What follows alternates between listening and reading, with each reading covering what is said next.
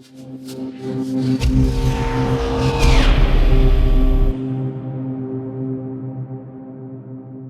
I don't know if I've been introduced. Anyways, I'm RobSlade. This is quantum computing and the security implications thereof.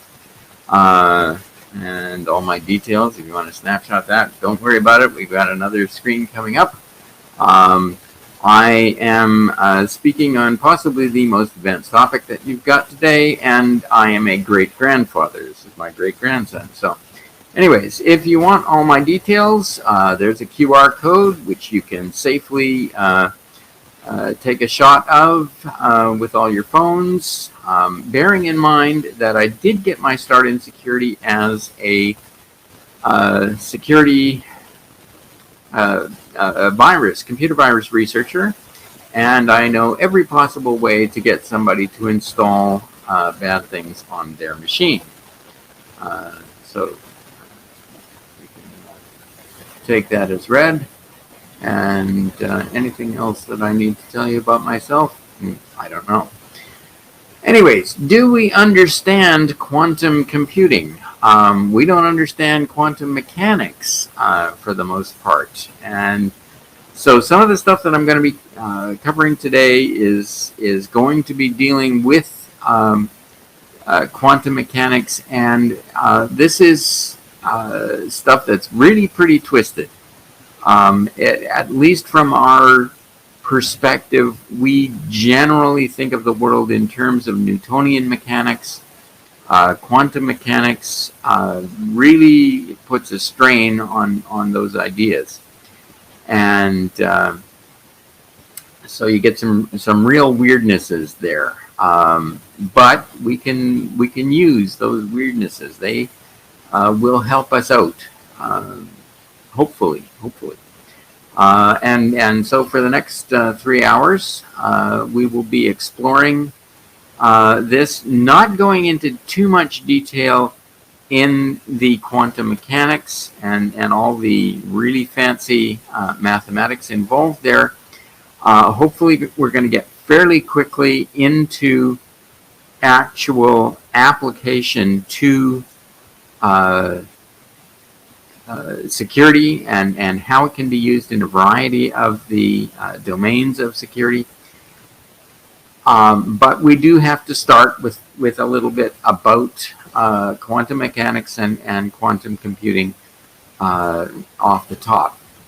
Now, some of the concepts here. We don't have bits. We have qubits.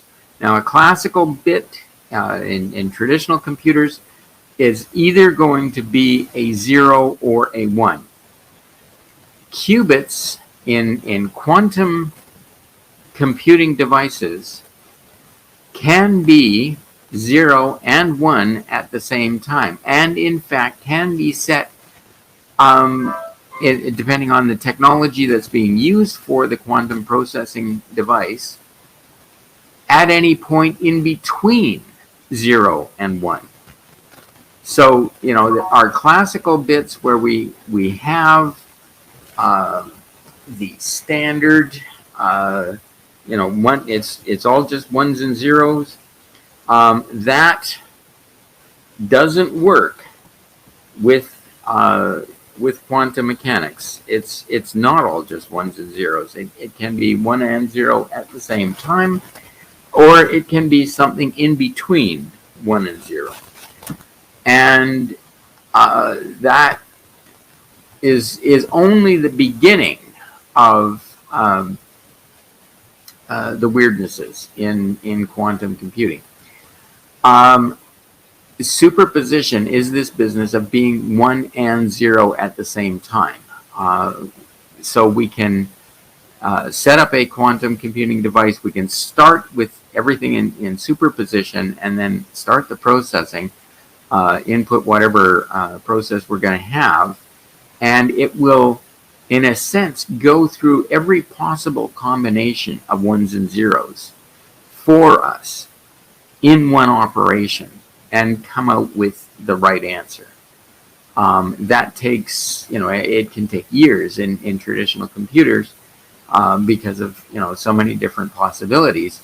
and happens if we've done it properly, in one operation in a quantum computer. So now then there is entanglement where and we have two quantum entities. Very often we can think of it as photons, although there are a number of ways that this can be created, where two of these entities are brought together and get entangled. That is, that they become somehow tied together even when you separate them.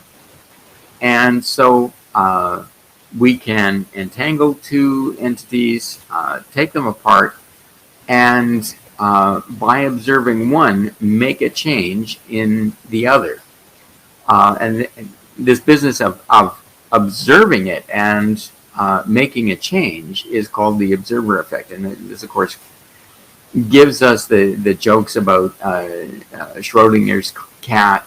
Schrodinger's cat is alive and dead. Schrodinger's phone, until you look, it's both cracked and not cracked. This is the kind of thing. So when we observe something, and of course we're doing that all the time in quantum computing, making an observation is essentially doing the processing. So now, as I say, this stuff is really twisted in comparison to what we usually think of in terms of computing and what we usually think of in terms of the world and Newtonian mechanics. And Niels Bohr, one of the big names in the field, if someone says that he can think or talk about quantum physics without becoming dizzy, that shows only that he has not understood anything whatever about it. So even the people who are specialists in this find it weird. So now, before we get into the big areas of quantum computing and the applications of quantum computers to security, we are starting to use quantum technology in traditional computers. As we are making computers and circuitry smaller, we are getting into the size ranges where quantum effects start to come into play. And so we are already seeing that involved in some of the circuitry that's being made today. And in some cases, that means we have to be careful about it. As we get the circuitry closer and closer together, we have to take care to avoid things like quantum tunneling, where we will possibly, in two discrete wires, create a situation where a current can actually flow between them, even though those wires are separated. If they're close enough together, quantum effects can come into play here, and we'll get those kind of oddities happening within our traditional computers. On the other hand, we want to get down to these size ranges because smaller is faster, smaller is less power, and so on and so forth. And indeed, we can use these quantum effects to our advantage to create new kinds of traditional computers. Of course, everybody knows about the Turing machines, the universal computer. And so, anything that we can do with a traditional computer, we should be able to do with a quantum computer, and vice versa. It's just, difference in time scales in terms of the operations. But one of the things that quantum computers will be able to do, which traditional computers do not, is reversible computations. With traditional computers, it's an irreversible computation. When you add something in a computer, you get a result. You can't then reverse that, put the result in and get back your original numbers. You can do that with a quantum computer. And because it's reversible, that means that the power consumption that happens within a quantum computer can be made arbitrarily small. So we're pursuing this in terms of traditional computer. We're always trying to get um, more computing for our erg or dyne or whatever. We want to save battery. We want to have our devices last longer and that sort of. And with quantum devices, still using traditional uh, ones and zeros in terms of the bits, but using quantum technology in traditional computers, we can get down in terms of making the power arbitrarily small. So uh, that is something that is happening with quantum technology in traditional computing.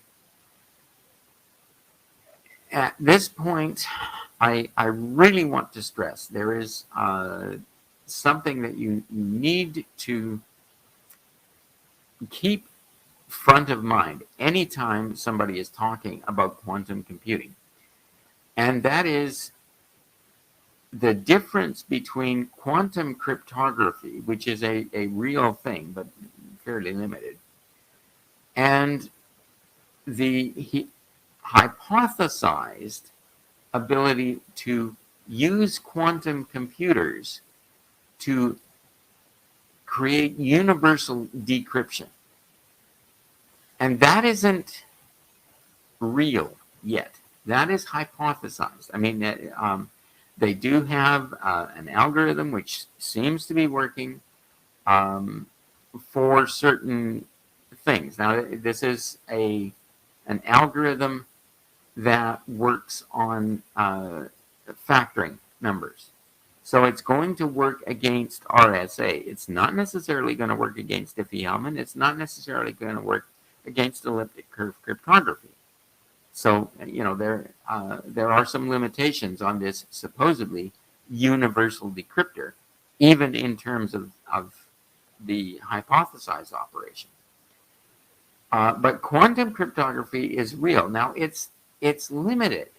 Um, Quantum cryptography is looking at something like photon polarization. And sorry, it is. I mean, in terms of the real commercially available quantum cryptography systems, the thing is, it's not cryptography. It's just key exchange. That's all it is. Uh, you you polarize a photon. You have uh, maybe angular polarization, maybe vertical and horizontal, whatever it may be. You have to choose randomly the detector angle and the data that you're going to exchange. You exchange the angle, but not the value. And you use photon entanglement here to detect eavesdropping. So we've got lots of fun things that we can do with quantum cryptography in theory. Um, I I was going to do a demo here, but in this case, it's not that we don't have the time, but the fact that I can't get any feedback from anybody would make this difficult unless our moderator here can gather data from a bunch of you and present it to me in chat. Do you think that that's possible?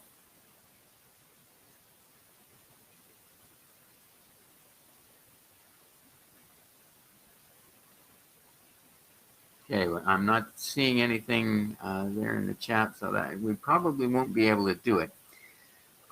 So I'll have to do my best to describe it. We have our good old Alice and Bob, our eavesdropper Eve, wanting to know what's happening. So Alice and Bob, they set up their transmission and their detectors with photons. They're transmitting certain values. They're using certain polarization to transmit those values, and they can exchange the publicly talk about the angles that they're using, but not the values they're transmitting. Now, if Eve is in there trying to detect the photons as they go through and read the values, Eve has a 50% chance of changing the values when she's detecting them. That being the case, then Alice and Bob can then determine, oh, what we transmitted isn't what's coming across. Obviously, somebody's listening in on the line. So for the first time, eavesdropping is normally a passive attack. You don't know, you cannot detect when somebody's in it. Now we can with quantum cryptography. Unfortunately, because we're dealing in the real world, we have to make some provision for error. There's going to be slight variations going on here, so we have to have some margins built into the system. As I said, it's a commercial system.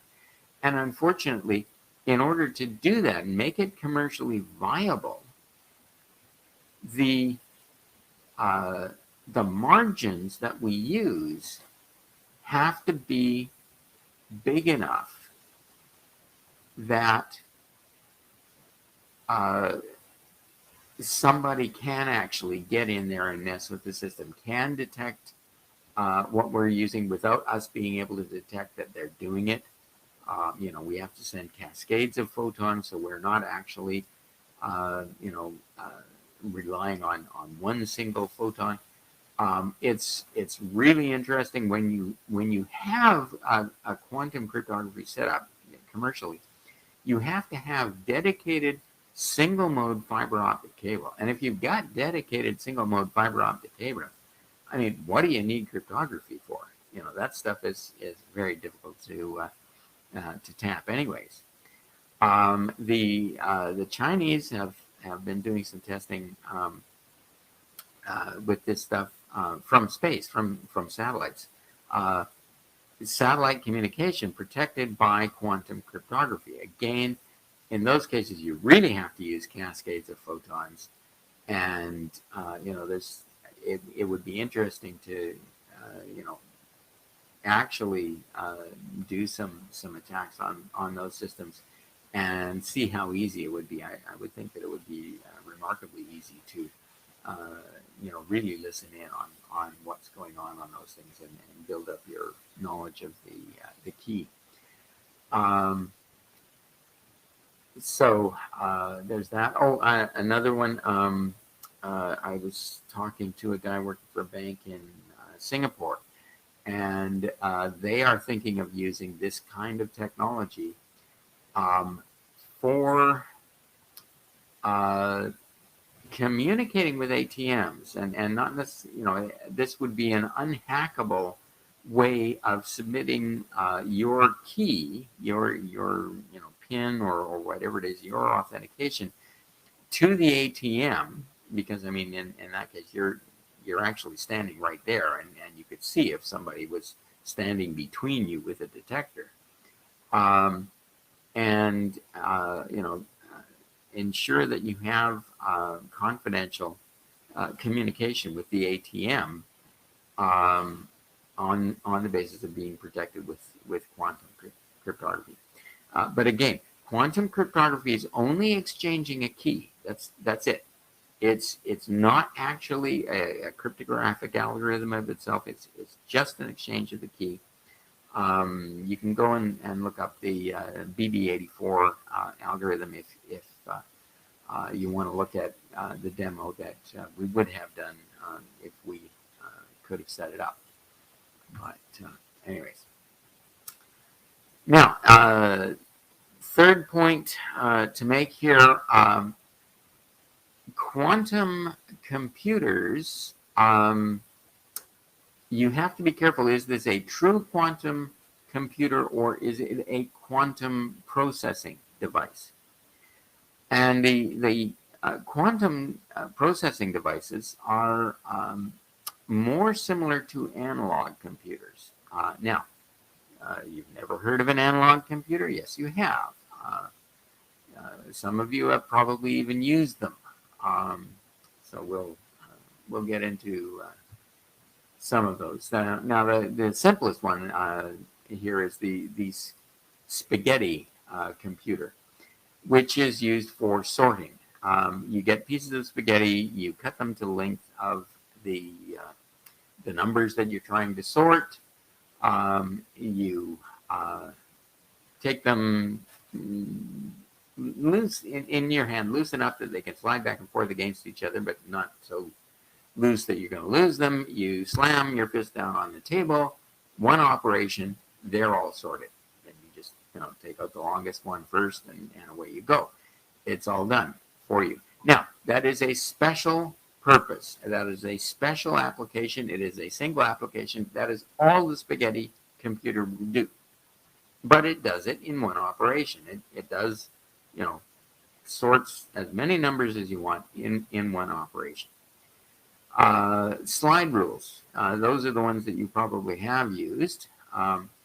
And this provides for an exact computation. It relies on, it's limited. We are limited in terms of taking an imprecise reading. But a slide rule gives you an exact computation of, multiplication, those sorts of things, as long as you can place it exactly. And of course, it does it very quickly. I can remember when pocket calculators first came out, and a friend of mine got one, was very, very proud of the fact, and we actually had a little contest. And we set up a computation, and he did it on his calculator. I did it on slide rule. And not only did I finish first, but I also noted where he went wrong and got a wildly incorrect answer by the time he was finished as he was going through. So slide rules were pretty handy devices. That's another form of an analog computer. Now, in terms of quantum computers, the D-Wave computers are not, and some people will make a very big deal over this, they are not true, full quantum computers. D-Wave is nearby here in BC and in Burnaby, and they have been selling these computers, they tend to call them computers, to various entities. NASA's got one. I believe Google's got one. I'm not sure. Maybe NASA and Google are sharing them. I'm pretty sure the NSA has one. At least somebody in the military in the United States has one. But they are not true full quantum computers. They are quantum coprocessors. They're very interesting. They can do some very interesting things, and they're getting bigger and faster and that sort of thing. But they can't do everything. In particular, one of the things they cannot do is run the Shor algorithm, which is the one that people are so concerned about in terms of breaking RSA. So the D-Wave machines do not go in that direction, cannot do that kind of processing, but they do quantum processing, and they are being used, and they're commercially available. So whether or not it's a true quantum computer, it is a quantum processing device, and it uses this analog form of quantum computing. Now, what it does do is it uses the least energy function. The least energy provides the best answer. And we can do a lot of things with this. We can go into least path analysis. We can go into best comparisons, very important as we'll see. We can do a lot of stuff with simulation in there. So the D-Wave Orion already can give us most of what I'm talking about or will be talking about in terms of quantum computers being able to help us in security. So we will get into then the applications and implications. I have structured it by security domain just because that is a convenient way to break this down and not look at everything at once and start to structure how I'm going to present some of this stuff. I am not pushing ISC2 jargon on anybody here. It's a good way to define things. As a matter of fact, what I use in this presentation is the original 10 domain model, not the current 8 domain model, because I find the original 10 domains a lot easier academically in terms of structuring either courses or presentations and breaking down analysis in terms of what we want to examine here. And remember, we're looking at these general functions, which all quantum computers, including the D-Wave machines, will be able to provide us with. And that is least path analysis, simulation, and pattern matching. These are areas that can do us a lot of good and are very difficult with current technologies. So anyways, but before we jump into that, I should probably ask, are there any questions yet? Anybody? I presume that you guys can communicate with the moderators. Anything that has come up that the moderators want to pass along right now that I can answer before we get into the specific applications.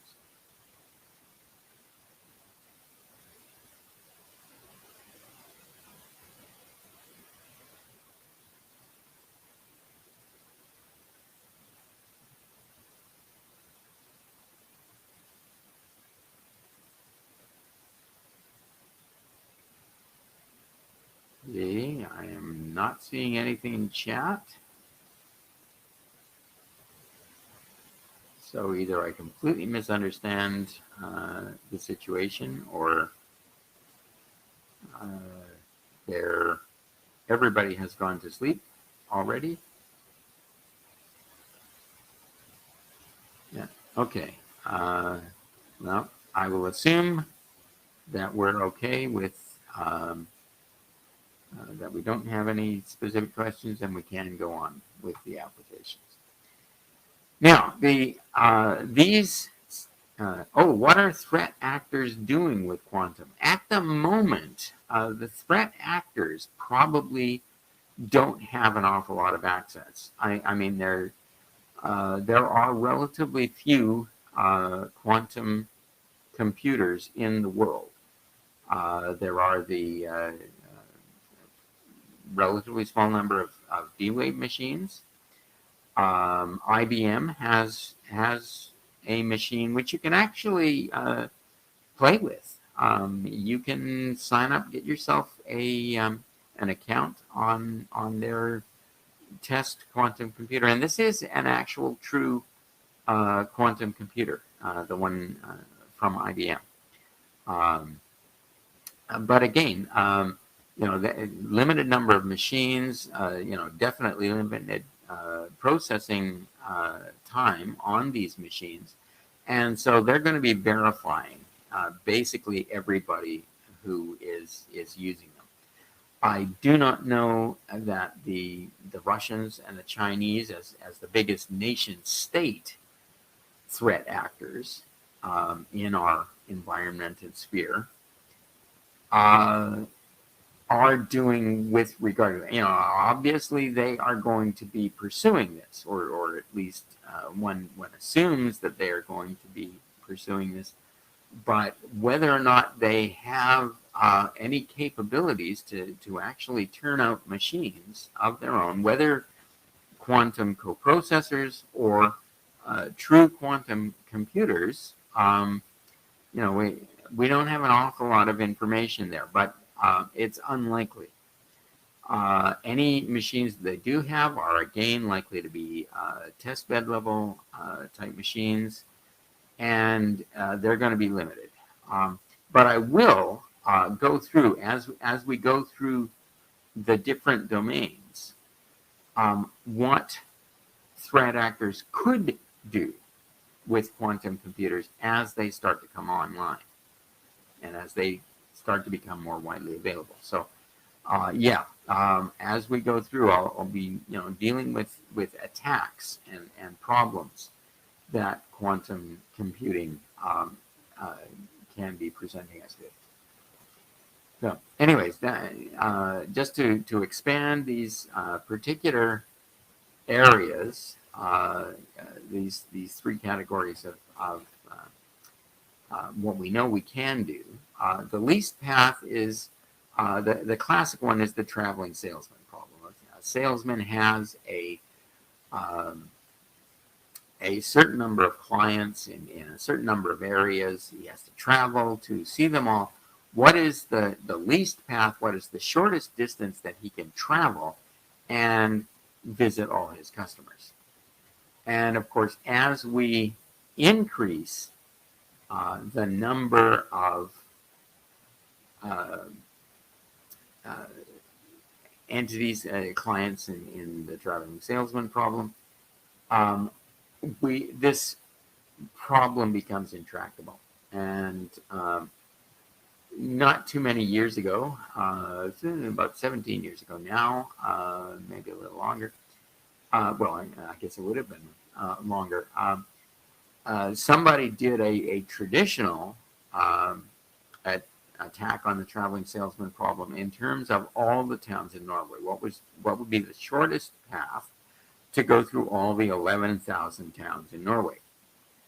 And I believe it took 7 years for a huge group of computers to actually solve that problem and come out with the shortest path, by which time, of course, they built other roads in Norway. But this is something that a quantum computer would be able to address in terms of the least path. Minimum spanning tree is basically another way of saying the same thing. There are all kinds of applications for this least path analysis. Scheduling is one that's non-trivial. If any of you have ever had to deal with scheduling problems, you know how time-consuming that can be.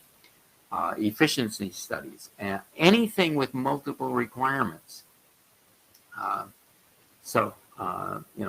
This type of least path analysis is something which has lots and lots of applications, and as we go through the security domains, you will see just how many times we look at this least path analysis, and this is something that even the D-Wave computers, processing devices, can do for us right now. So the various entities are doing it. The Bank of Canada is looking at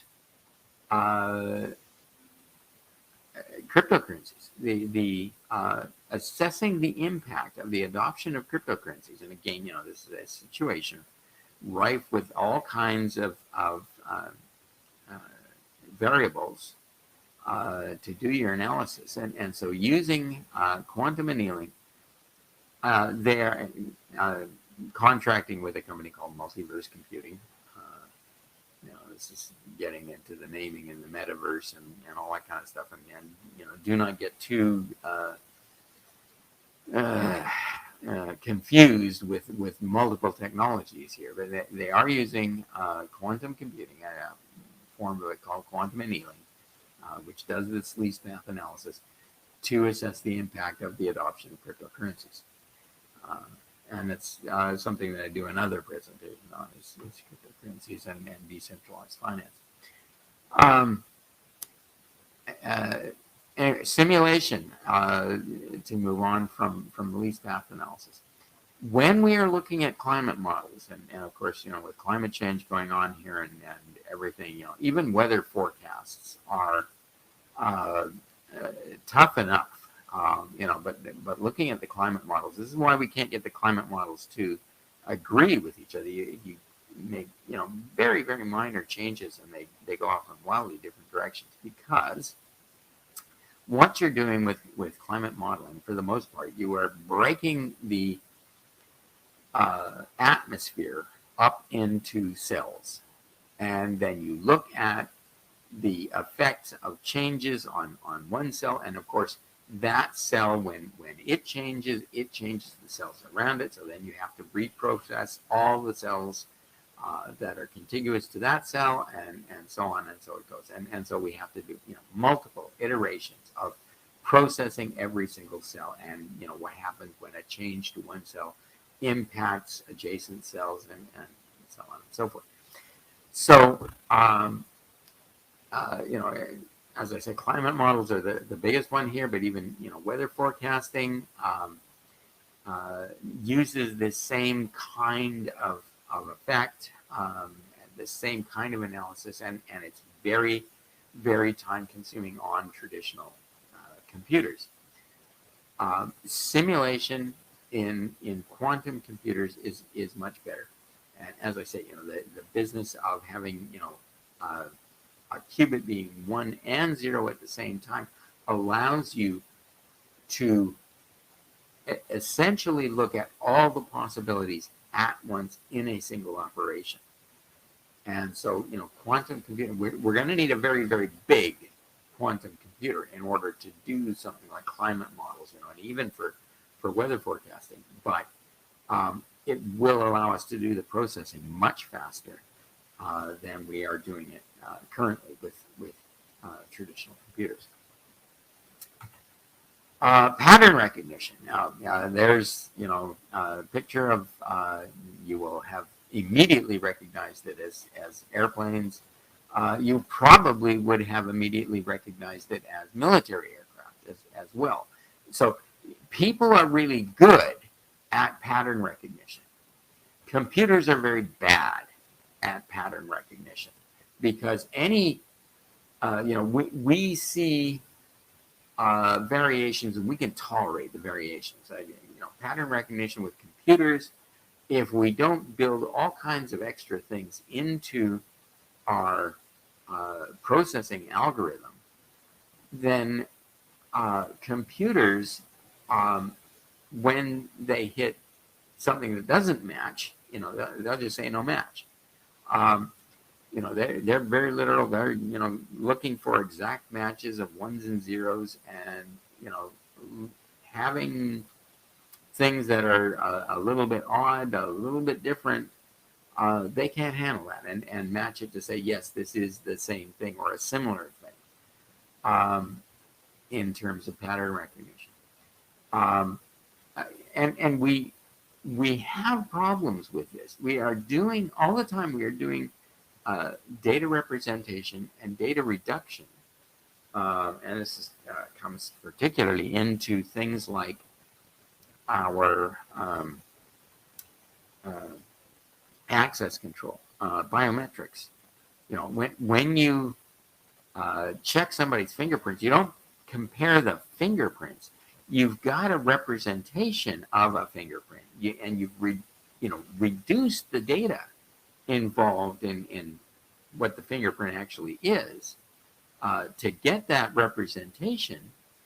And so now we've lost an awful lot of data, and we are in a situation where we're not comparing the full thing. We're not comparing the full fingerprint in terms of biometrics. We're just comparing this representation, and that allows for false positives, false negatives, because we're not actually comparing the real thing. With quantum computing, we are going to get much closer to being able to compare the real thing. And we're going to have a much better time doing pattern recognition than we can with traditional computing. We aren't going to be tripping up as much with those types of things.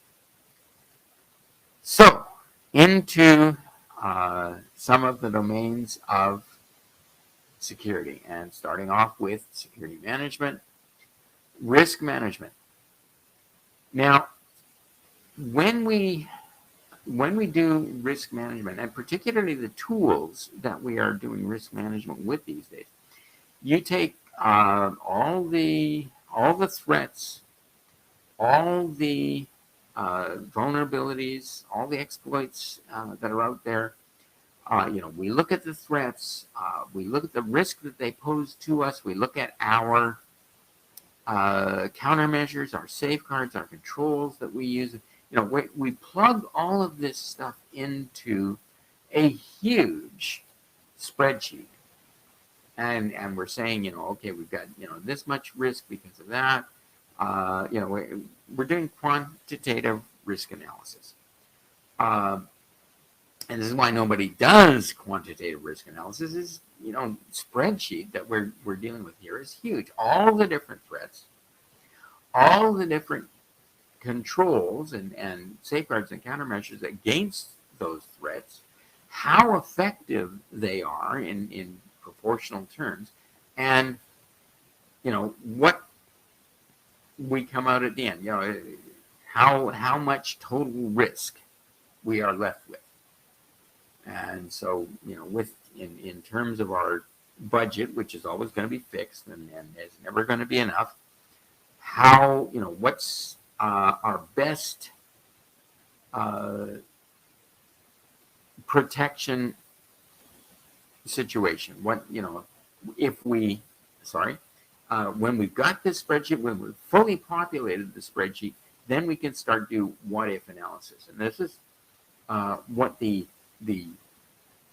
risk analysis tools do for us, is allow us, having gathered all the data in the first place, to play these what if games. What if we reduced the controls here and increased them over here? Does that give us a better security posture? And, we have to do that, that what if on an individual basis. You reduce this, you increase that, and there's, possibly hundreds of different things for you to increase and decrease and bump around on.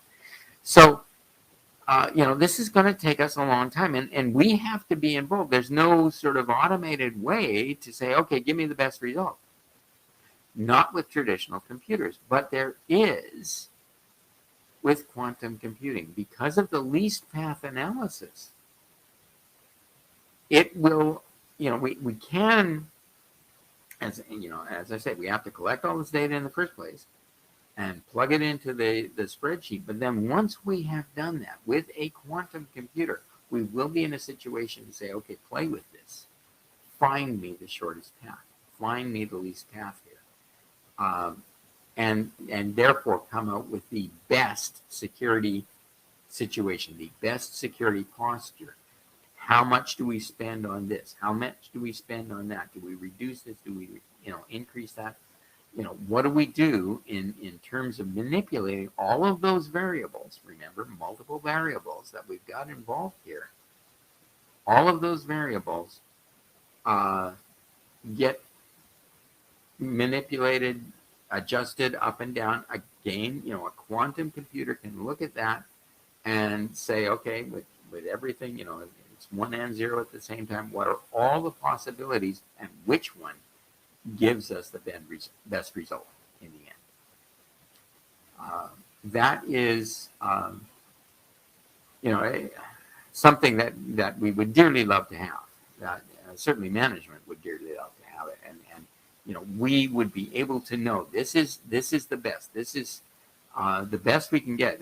I mean, we would love to have it because we could go to management and say, okay, this is the best posture that we've got. We're still short.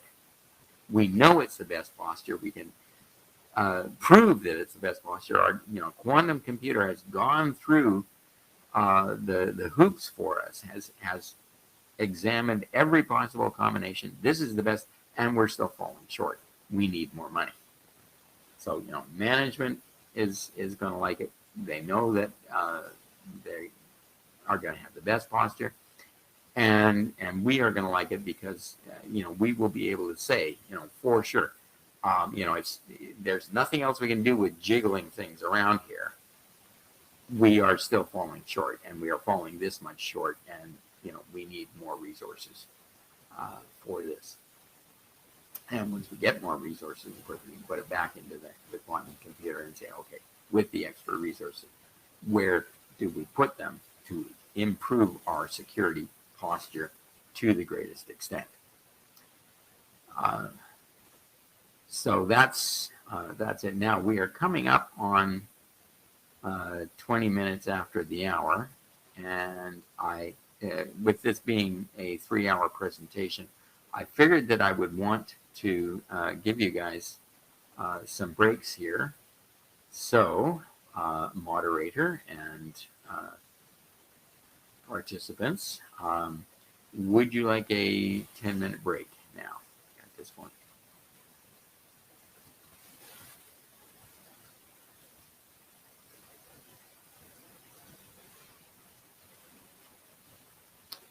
Question, is this being used by Homeland Security?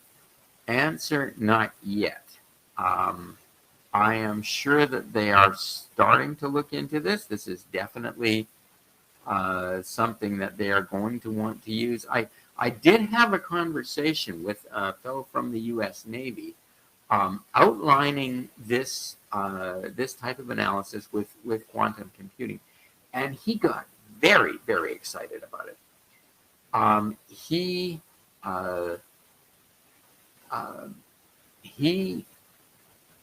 saw it in terms of battle management, and he's right. It's not just security management. All kinds of management can do it. In this, and we'll talk about it a bit later in business continuity planning, but in terms of battle management on a battleship, as they say, no plan survives first contact with the enemy.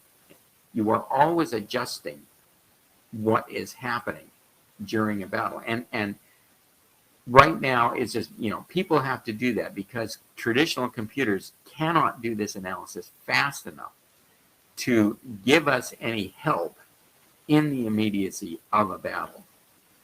Quantum computers will be able to do that. Quantum computers will be able to do that quickly. We will be able to do management analysis in real time in a lot of these situations, in battles, in disasters, that sort of thing. We will look at that as we come to business continuity in more detail. And yes, you do want a break, so we'll have a break. We'll go to the half hour. So we'll be starting up again. I guess for 10:30 for you guys, it's 9:30 for me. So we'll see in a bit. Okay. Question has come in. When will they be able to do this with these computers? In a sense, they can do it now. There's there are computers, as I say, the D-Wave Orions can do this type of processing. The testbed computers that IBM is making available, and a number of the other research testbeds, they are definitely able to do this type of thing. It's just at the moment the limitation is how much data. You have to have a certain number of qubits built into the computer. In a sense, memory is convenient in traditional computers. It helps us speed up things. In quantum computers, it's absolutely vital because the processing actually sort of takes place in the memory. And so, for example, if you want to, if we're using the Shor algorithm to break an RSA key, if you want to break a 1,000-bit key, and I don't know how many people are still using mere 1,000-bit keys for RSA, but anyway, if you want to break a 1,000-bit key, you need twice as many qubits. So you need a quantum computer with 2,000 qubits. If you want to break a 4,000-bit RSA key, you need a quantum computer with 8,000 qubits. And the situation with regard to how big the computers are these days, not sure that I have the latest figures on them, but I think that D-Wave is selling their processors, and of course their processors can't process the Shor algorithm, but their machines, which are the biggest machines that are available right now, are selling in the range of 500 qubits, to the best of my knowledge. All the other ones are considerably smaller. But for example, the IBM testbed, that is a full-on, proper quantum computer, but it's smaller. So it's probably on the order of 100 qubits. So now, when will we be able to get computers that have enough qubits for some of this stuff to become practical and useful? That is, it's a difficult question to answer because, of course, you're trying to predict the future and predict improvements in technology and how fast somebody's going to make discoveries that allow us to improve what we're doing in this regard. And of course, as somebody has said, you should never make predictions, especially about the future. Now, a number of years ago, how many years ago was it? Okay, it was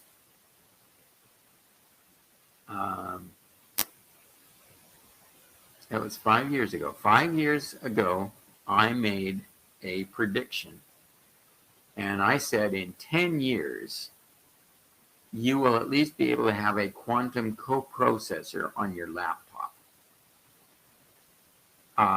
So I got 5 years left before I'm wrong on that prediction. The thing is that when technology, technology always takes longer to get to a threshold of practicality than we expect. We always think, oh, it's coming soon, real soon now, and it but once it reaches that threshold, then it takes off.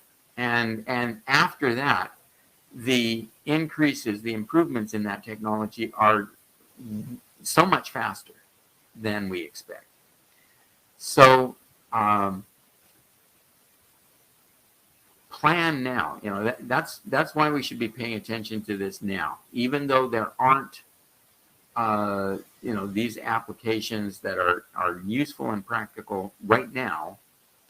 They will be shortly, and when they are, they will come on like gangbusters. They're going to be everywhere.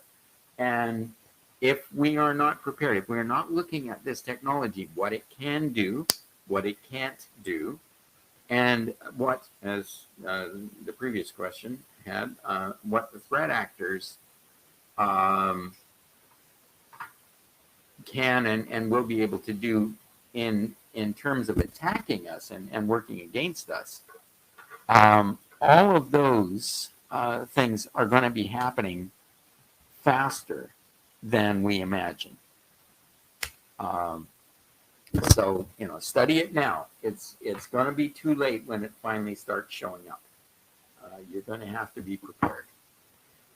So, okay, on with security management. Now, information classification, we kind of dropped the ball on information classification. We gave up because information classification has been a difficult task, and we haven't understood it. And we've known that as we got more seriously into computer security, it wasn't enough just to say, read, write, execute, access to things, and secret, top secret. We have to actually look at information classification in a multivariate way. We've got to look at the confidentiality requirements. We've got to look at the integrity requirements. We've got to look at the availability requirements. That should be going into our information classification. We were already falling down on a job, and so most people just gave up. Well, everything's secret, or it's not secret, or we don't care. We don't really know. It's company confidential is about as close as we'll get to something, and that's not the data itself. That's the end result of some kind of report.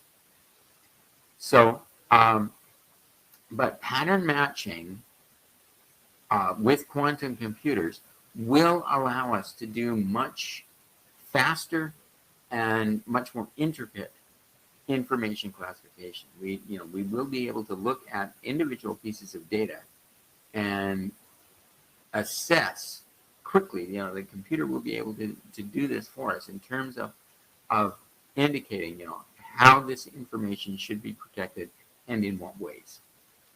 So, quantum computers will probably bring back our ability to usefully do information classification.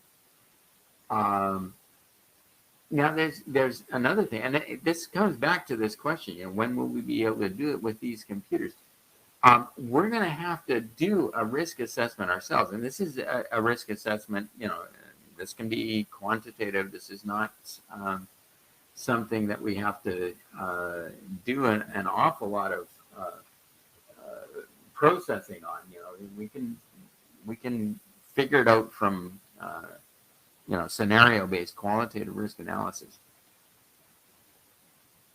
Are we going to invest in quantum computing? Is our company going to invest in quantum computing? We need to do those, do that analysis. We need to look at those risks. If we don't get into quantum computing, are we going to be left behind? Are we the ones going to be the ones making buggy whips when everybody else is has put the money in, put in the time to look at quantum computing, and we're not. We're still struggling, trying to do our risk analysis, trying to do our security management, trying to do our information classification.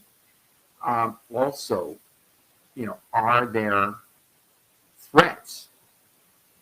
As had been asked before, what are the threat actors doing with quantum? Are there threats to our business that are going to be enhanced with quantum computing? Are there going to be new threats to our business because of capabilities that this is going to give threat actors, and that they will be able to attack us in new ways? And we will talk about some of those, but you need to look at your business and think about it. What kind of time do we need to do in terms of analysis of both the benefits to us of quantum computing, the risks to us of not getting involved in quantum computing, and the threats that are going to come along because of quantum computing. So we're going to have to look at that. Now, security architecture, there are going to be completely new architectures here. We are already in situations where the architecture is a mess. We have multiple devices networked together, connected to the internet. We've got bring your own device situations. We've certainly got an awful lot of work from home situations that have increased here with regard to the pandemic. Internally, our machines are looking at multi-core processors. We are looking at threads, and our operating systems are incredibly complex. We used to be able to at least understand what was going on in the internals of the machine. Nowadays, boy, you've got to know so much in terms of the internals these days, and we're having we've got race conditions happening within our own computers, and anytime you've got a race condition happening, you've got instabilities, you've got possible vulnerabilities there. So we've got all of this happening already with our traditional computers, and now we're going to be throwing a completely new architecture into the mix. You've got to look at this in terms of the vulnerabilities that is going to introduce. It's going to be very complex. We are, probably going to have to be looking at more formal analysis of our architecture than we did in the past, because of the complexity that we're going to have with a mix of quantum and traditional computers in our workplaces as this comes along. So we're really going to have to do some analysis in that.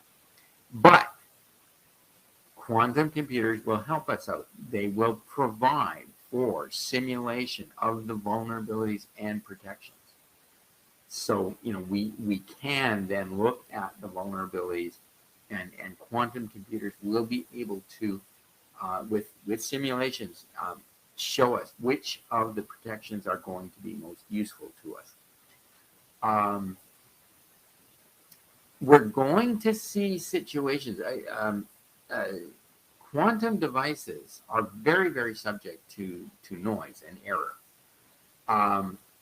The D-Wave computers, their error checking is actually voting. They just run the process multiple times and see which processes, which results agree with each other, and that's the answer that they take, type of thing. That's not a terribly sophisticated way of doing error checking. We are, though, looking at, and this can be helpful in terms of resilient computing, quantum error detection. This is a recent development, a new field of research. They are looking at how quantum devices can themselves detect their own errors internal to the architecture, and therefore correct the errors before we start polluting our data and our processing. So fault tolerant computing is going to benefit when we have developed that error correction a little bit further. Access control, as I mentioned, biometrics, pattern matching is going to make this much more accurate. We are going to have biometric access control devices that are a lot better, are doing better matching. Our data representation is going to be better. Our data reduction, I'm not sure whether, how much more data will do, but we will be able to process that data faster and definitely much more accurately. We will, see things much better in all areas of biometrics. So that, that pattern matching is really going to help us out there. But there's other areas of access control, the information flow and covert channel analysis. Least path and simulation capabilities with quantum computers are definitely going to help us there. very seldom do we see, other than major, nation state actors, military intelligence people. We don't see companies doing an awful lot of information flow analysis and covert channel analysis for a lot of these things. Um, it's time to market, and you just get something out there, and if a covert channel comes up, well, you deal with it when somebody detects it or starts exploiting it. But doing the analysis in advance is just too hard these days. Well, quantum computers with the least path and simulation functions are going to be able to make it much easier to do. Intrusion detection. This is something that's we usually find after the fact. It's something that we realize that something's gone wrong. If somebody is careful and doesn't mess with our systems, we're not, we're probably not going to detect an intruder. Somebody can get in, somebody can look around our places, as long as they don't mess with anything, then they get out with a bunch of our data, and it's only 6 months later when they come out and threaten us with disclosure that we have any idea that it happened. But pattern matching capabilities are going to allow us new tools, and intrusion detection is one of them. We'll see a few more as we go through these various things. Now, cryptography. We've already talked about quantum cryptography and the parallel decryption, the universal decryption. We are, looking at that, and that's sort of interesting. But there's more work here. Now, for one thing, this business that RSA is going to be attackable eventually when quantum computers get bigger. That is something that they're trying to address, and they are looking at new algorithms which are not crackable by either traditional or quantum computers. It was interesting in the past couple of weeks. One of the candidates for this, a new form of algorithm was released for a first crack at, and people having an attack on it, and the thing was broken so easily. So this is non-trivial work that has to be done here. But the work is going forward. There still are a number of candidates that are in the pipeline, and we will see what there's some good ones out there that show some good promise. So we'll deal with that. But randomness is vitally important in cryptography. Here's Dilbert, our random number generator, 9999. Are you sure that's random? That's the problem with randomness. You can never be sure. That's a very deep idea there, and something. Anyways,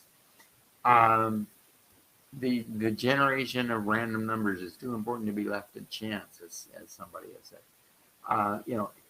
Randomness, random numbers, that is vitally important to cryptography, and we need that, and it's been very hard to do because we cannot algorithmically, there's no program we can run to generate a random number. We have to do other things. Well, we can't do it in terms of an algorithm with quantum computers, but because of the noise and because of certain functions that we can actually set up and process there, we can actually generate random data with quantum devices. We can, set up situations where 50% of the time it's going to return a 1, 50% of the time it's going to return a 0. We can even bias some of these things so that if we already have something that's giving us random data, but it's a little bit it's giving us too many 1s or it's giving us too many 0s, we can tune a quantum device to balance that. And so now we got randomness from our biased source. We've got randomness from our quantum source, and we get a good balanced set of random data out of that. That here is something where really quantum computing, quantum technology is going to give us a lot of help in terms of cryptography. And it's always the implementation details. When you go to attack a crypto system, you go after the implementation. And so, simulation is going to allow us analysis of implementation problems on a much more accurate and much faster basis than has been the case up until now. It's not, when somebody goes and does an analysis of an algorithm, it's not, it's the algorithm that they're attacking. They can have a perfectly good algorithm, put it into a problematic implementation, and at that point, the people who are doing the implementation, well, it doesn't matter if the algorithm is solid. If the implementation has a fault in it, we're toast in terms of the cryptography. And it's this is what the quantum computer will give us, is the analysis of the implementation problems, and that's not an area that we have been seriously looking at, except for somebody exploits it. Oh, yes, okay, that was an implementation problem. So,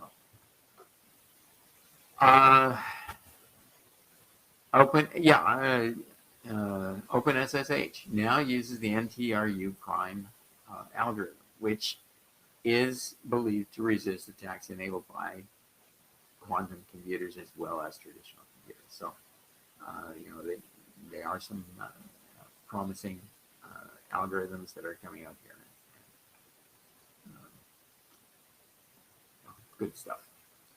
Now, physical area, physical security. And again, physical security is one of the areas that we tend to wonder, do we really need to look at this? And the answer is yes, but anyway, all kinds of issues here. First being, we are going to have to protect these computers in different ways. Part of the problem with errors in quantum devices is noise. Radio frequency interference, electromagnetic interference,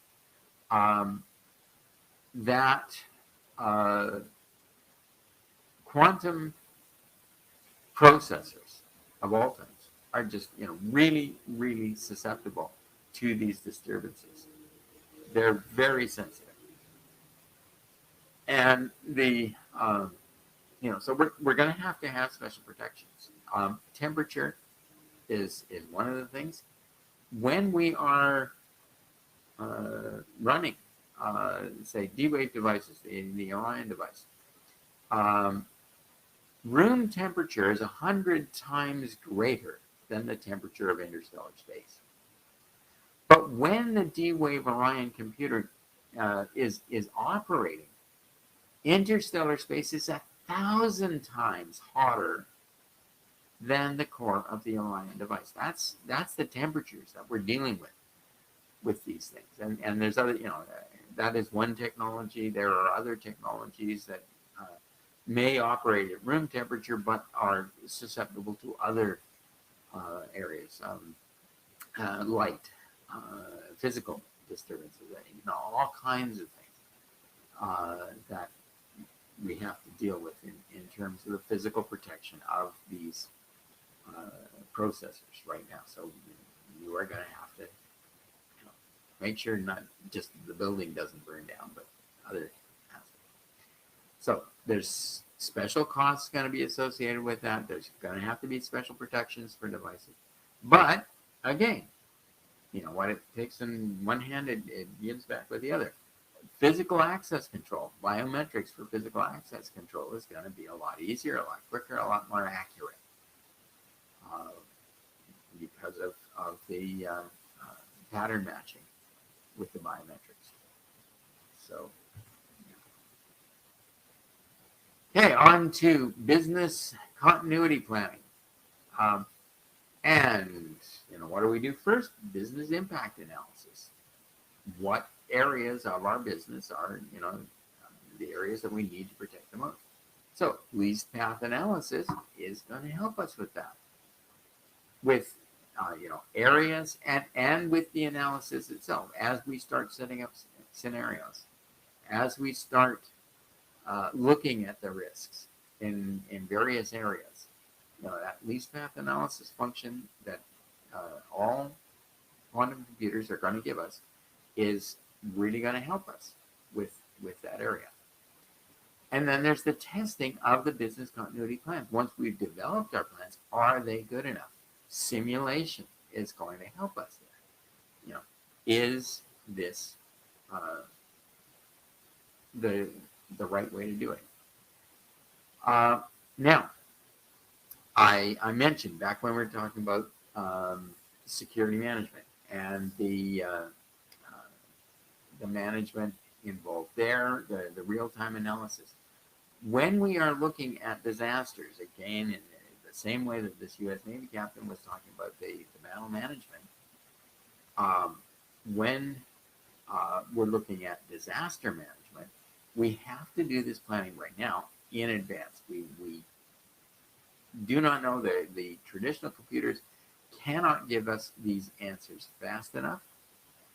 We need to look at them in advance, run the simulation, because a disaster is happening in real time. So if the disaster doesn't follow the path that we predicted, our advanced planning, we may already know, well, it's gone bad, but we don't know how much, and we can't fix it because we can't do that analysis fast enough. Well, with the simulation, with quantum computing's ability to take all that data, we put it all in there, then we can just tweak the changes that we are seeing as the disaster unfolds and actually do real-time analysis and real-time redirection of resources.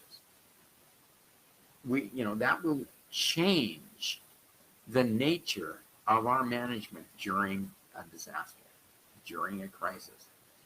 We won't have to rely on advanced planning as much anymore. We will be able to modify things to reflect the latest data, to direct our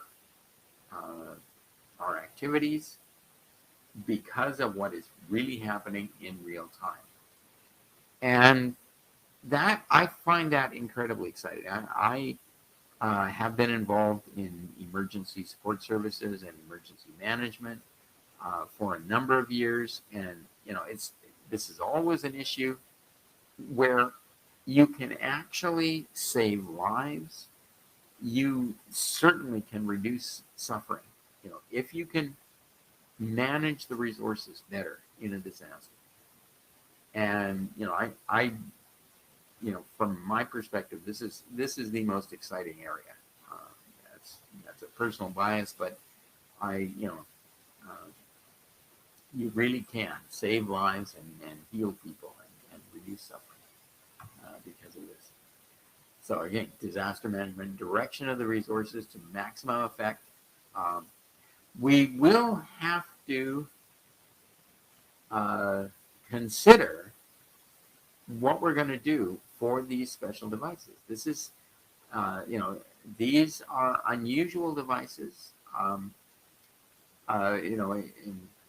physical security, we're talking about, temperature and interference, and those sorts of issues. But with some of these devices, for example, there's some of the things where your CPU is electrons balancing in the troughs of intersecting laser beams.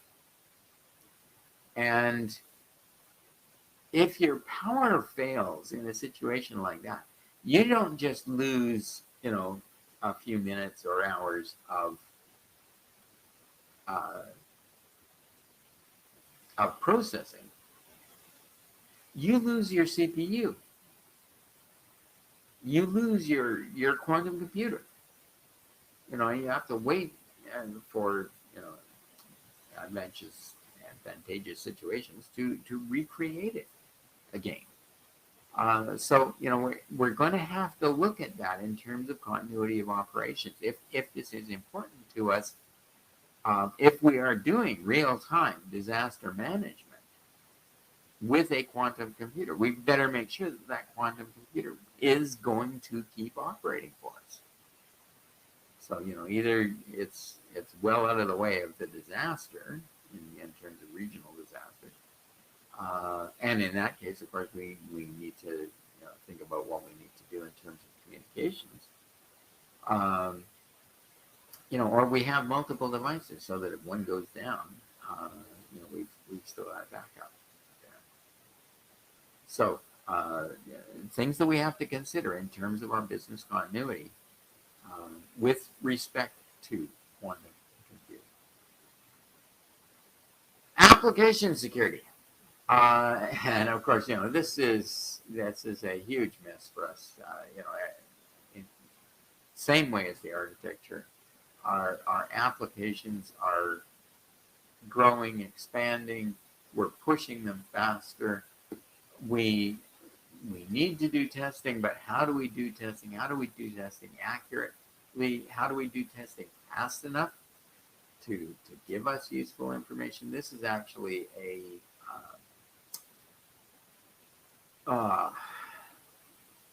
from the military. This sort of outlines their plan for the testing part of software development. And so, here it is, software testing at a glance, or to, ha, ha, ha. It's, so complex here. Okay, it's very complex, so we need a tool like a quantum computer that can, through simulation, give us an edge on what's going to happen with this thing. Is there going to be a problem? So, testing simulation is useful, going to be very useful in that regard. And of course, quantum computers can do it much faster, much more accurately than we can do it with traditional computers. We are not good at simulation with traditional computers. We looked at that in terms of the climate models. Database analysis. Really depressing. There's a book, what was it, 1992? It said Research Directions and Database Security. To this day, only one of the problem of inference attacks, we are starting to get a bit of a handle on that in terms of differential privacy. But differential privacy is something that people are only just starting to study them, right now.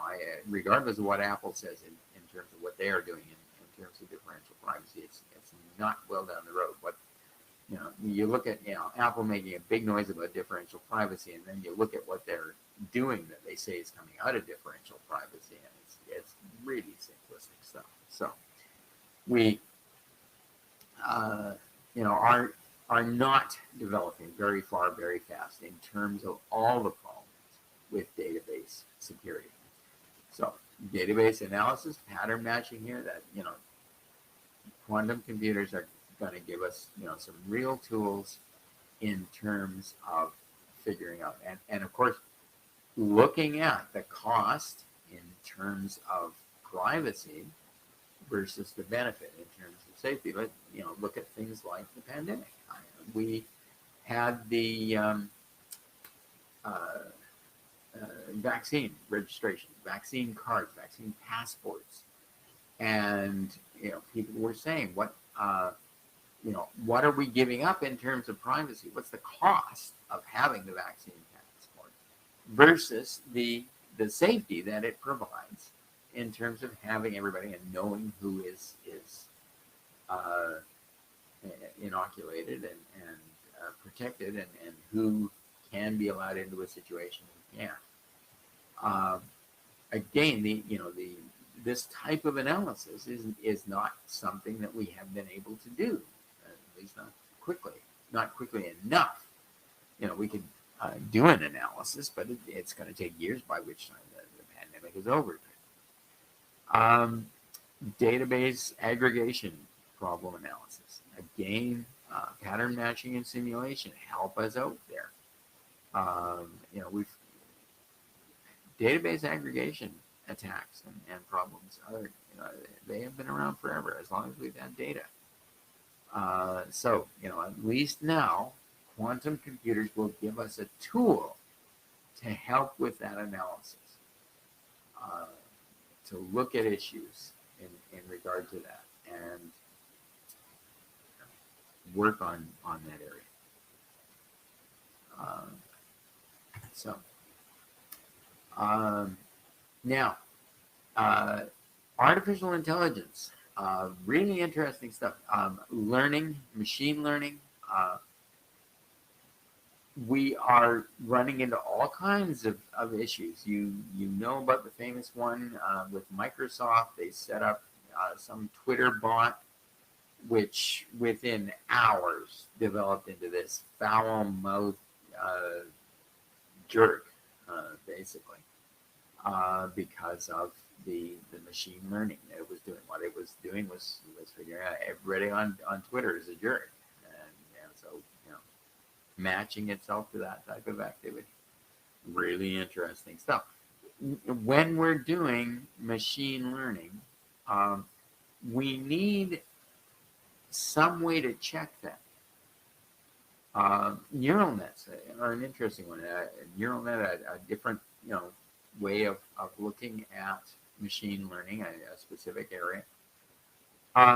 And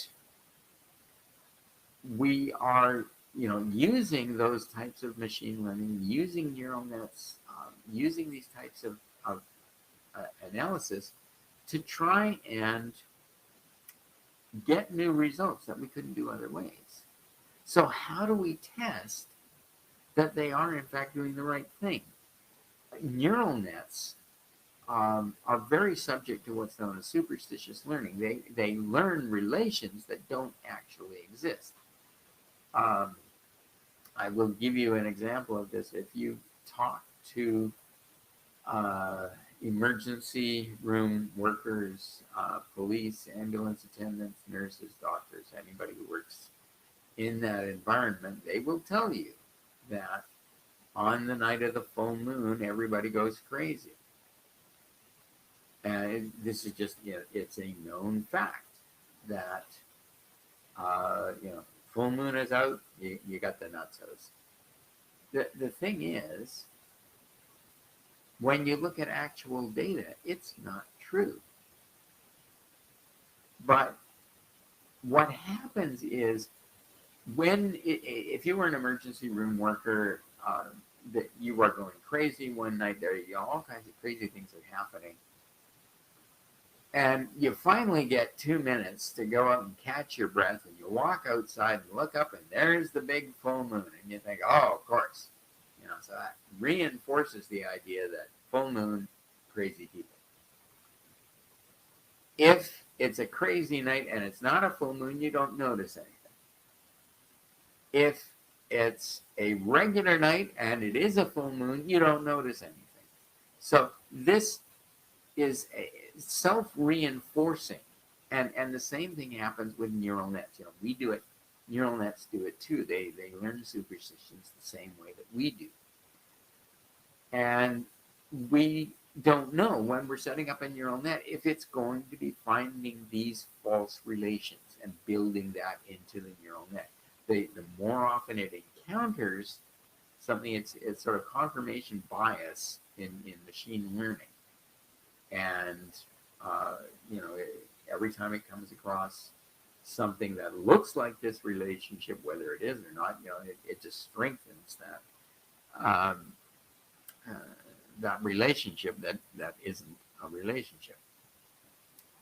And Alan Perlis there, you know, when we write programs that learn, it turns out that we do and they don't. And that's, you know, an unfortunate fact of artificial intelligence life. But the thing is that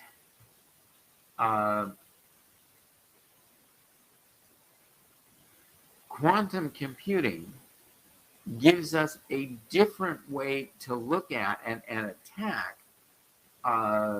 these kinds of problems and see if we get the same result. You know, if we get the same result with neural networks and quantum computing, because they're coming at it from two different directions, then we can have a bit more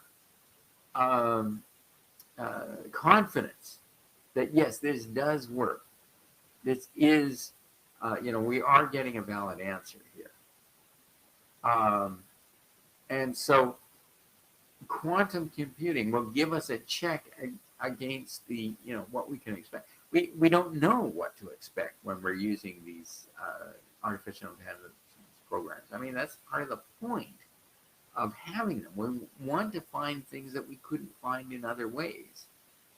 So, you know, we need other ways to assess whether or not what we found is actually a valid result. And, you know, we can't do that with traditional computers because, you know, we're going after things that we couldn't do before. So, yes, let's do this. Let's work on this. Let's use the quantum computers and the results that they are getting and check other things and use neural nets to check what we're getting out of the quantum computers as well. So we're gonna have to look at that. So we're coming up to a break. Any questions? You know, start firing questions into the moderator so that you can fire some questions at me. Malware, botnet detection. The pattern matching that we can do with quantum computing gives us, you know, better detection of malware. You know, how do we determine malware? Now, ultimately, this is an unsolvable problem, but you know, this gives us another tool that gives us a better chance of finding more of this stuff. Botnet operations that are going on in our networks, using our networks, using our computers and forming their own networks. You know, what type of detection can we do on that? Again, you know, the pattern matching is going to give us better tools with regard to that. And it's really interesting to look at the botnets, particularly looking at the operation, control, and ownership. It's very fluid, and what you think is a single botnet does seem to be under the control of a bunch of different actors at different times. Again, this analysis is going to be much better, much more accurate with the assistance of quantum computers. The pattern matching that they can do can allow us to track the ownership, the management, how these things are actually running. And when we know how they are being managed, of course, we can interfere with that management and therefore, you know, probably take down botnets. At the very least, identify them and identify the input and output from botnets. So, you know, again, this will give us additional tools for greater accuracy in this kind of analysis. greater ability to deal with these things. But we are going to have completely new paradigms in programming. You are not, we've already got things between the procedural, good old traditional uh, basic programming or Fortran or something like that, and of course all our object-oriented stuff and all the variations that are going on here. So we've got those differences in different kinds of programming. You're going to have to think completely differently in terms of quantum computing. Again, the IBM testbed is a very good way to get some experience there. Go and get yourself an account on that system and start playing with it. Start toying around with it and seeing how you have to think about programming because it's going to change. We already have the changes. We've got the different paradigms that we're working under right now. And this is going to have to give us completely new ones. And then, of course, you're going to have to get used to dealing with, functional computers and object-oriented tools and quantum computers and how they work and think. This is, I mean, if you look at artificial intelligence, this is something that becomes blindingly obvious. It's not just you have to learn different commands when you were going from procedural to object-oriented program. You have to start thinking in a different way, and when it becomes much clearer when you move into artificial intelligence programming and the languages that they use that are also different there. Most of the languages, particularly for expert systems, we've got loops of all kinds in most of our procedural languages. You've got no loops in expert system languages. You look at something like Prolog. There's no loops. There's no case structures. There's no go-tos. There's no for. It's drop-through programming, and you have to think that way. If you are going to be successfully dealing with those kind of applications in those kind of languages in those kind of environments, you have to develop new mindsets, new ways of thinking about it, and it's very difficult to switch from one to another.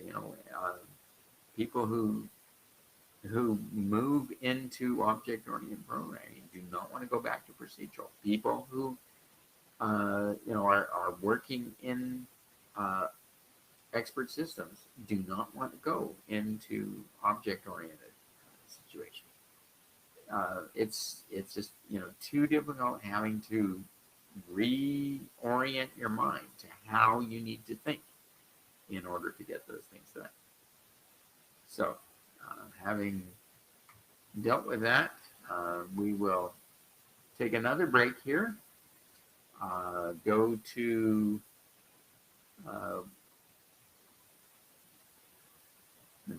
11:30 for you guys, 10:30 for me, and then we'll get into operation security and some of the stuff there. I'm still not seeing any questions there, so hopefully this stuff is reasonably clear. See you in a bit.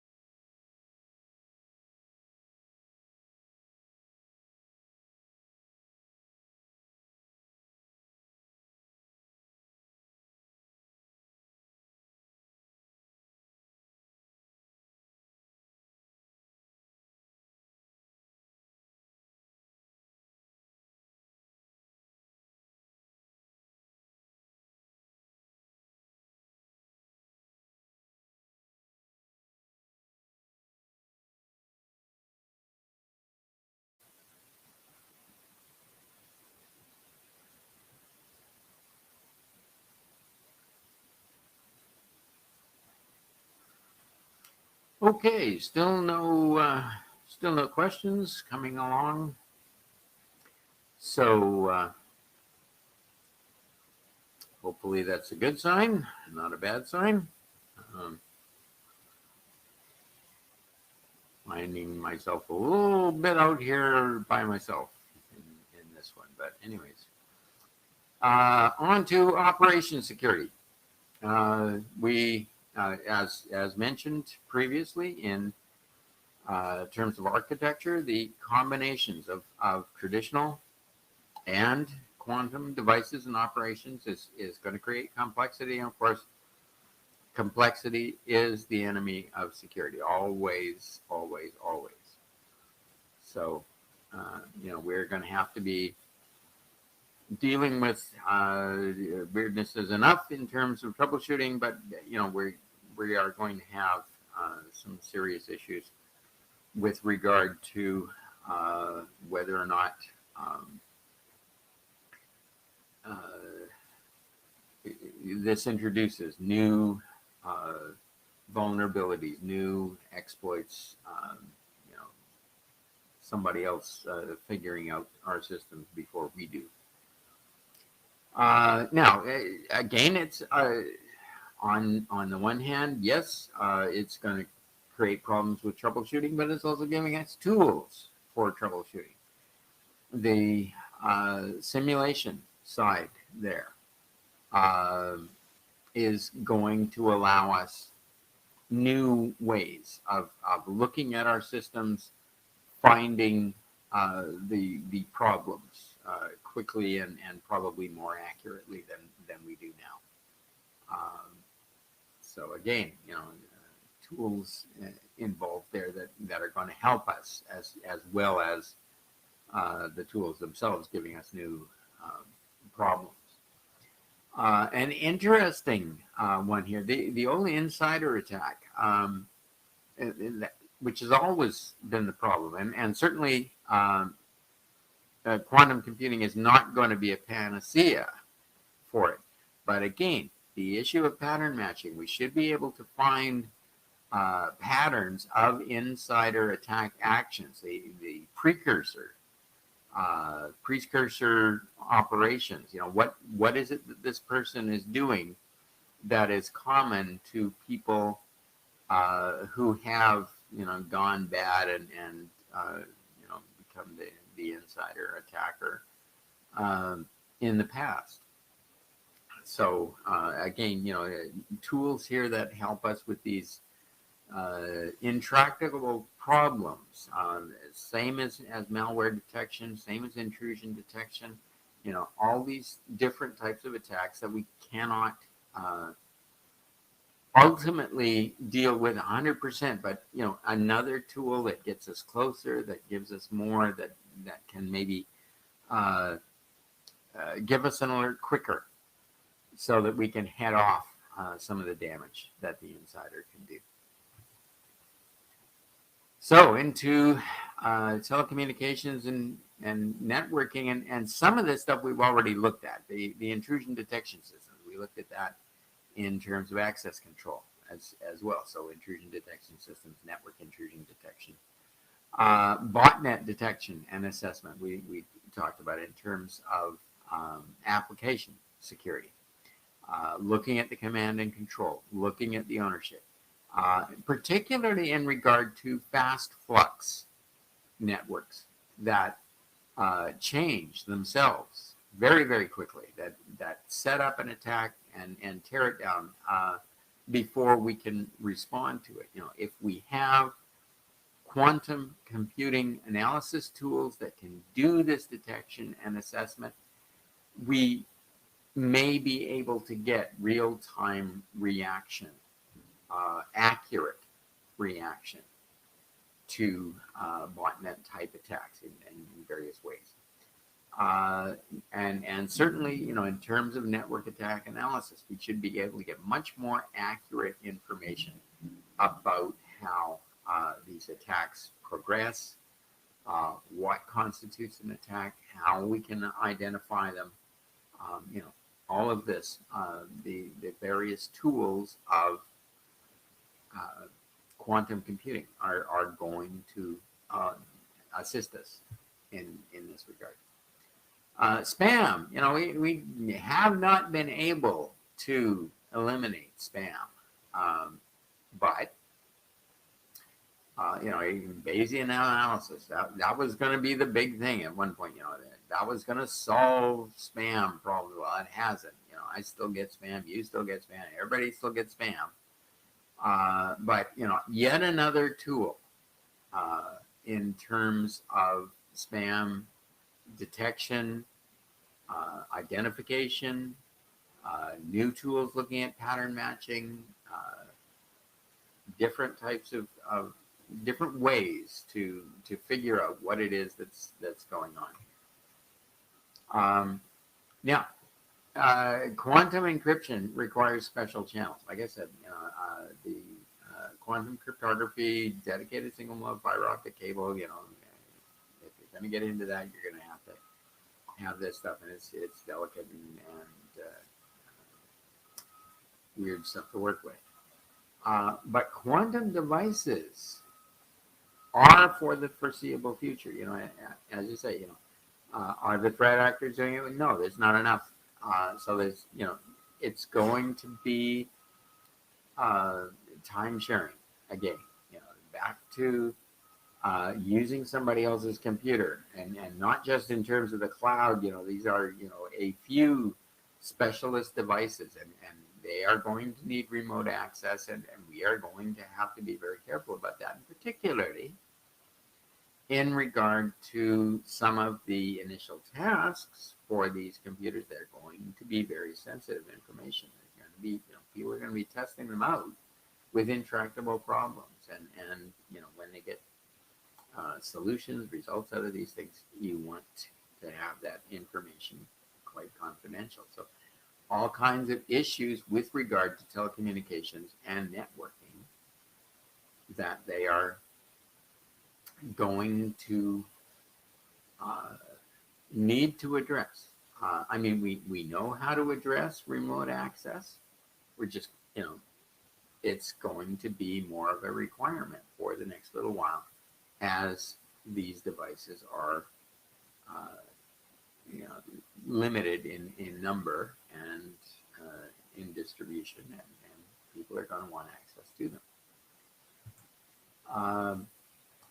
Networking, though, itself is going to be interesting here.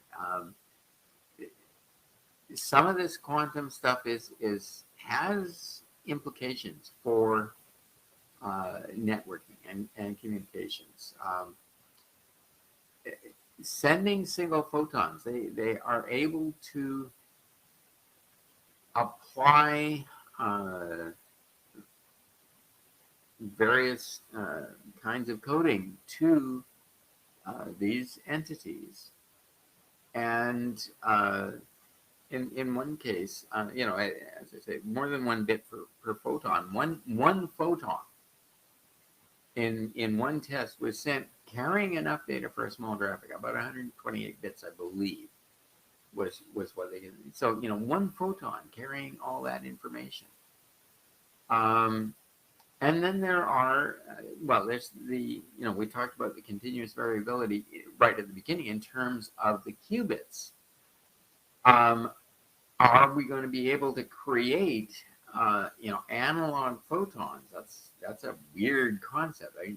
Quantum and the breakdown of the distinction between quantum and, quantum itself up until now has been used for a stepwise distinction in data. If it was quantized data, it had steps to it, and now we're talking about analog quantum. It's like I say, this stuff will make your head hurt if you get into some of it. So, but there are ways and means that they're doing it, and they're already talking about quantum networking.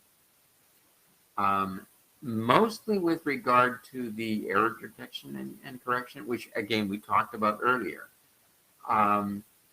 but they are talking about the necessity for tying together uh, uh, the parts of the processors uh, with regard to all these qubits that all have to talk to each other somehow.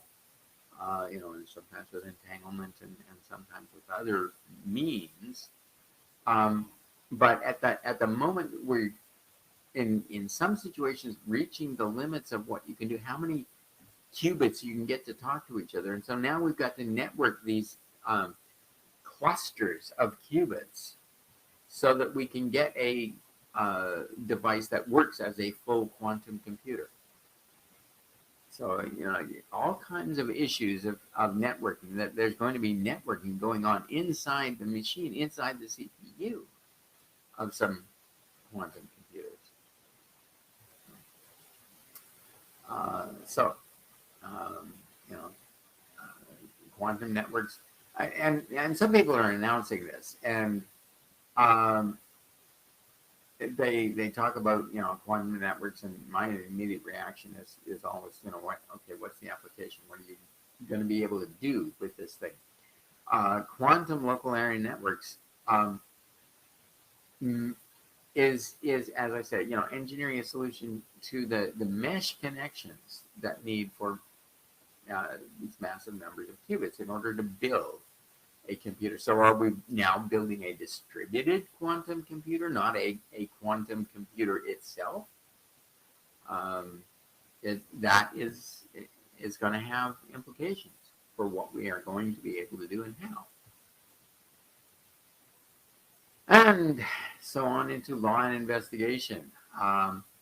This is going to give us new forensic analysis tools. Again, the pattern matching and simulation that's involved there is definitely going to provide us with new tools here. But what are we going to do with that in court? Remember, when you are dealing with technical evidence in court, you are dealing with two lawyers who may be very nice and intelligent people, but they are not specialists in the technology. They are specialists in the law. And a judge who is, by definition, you will remember, an old lawyer, and 12 people who were too stupid to think of a way of getting out of jury duty.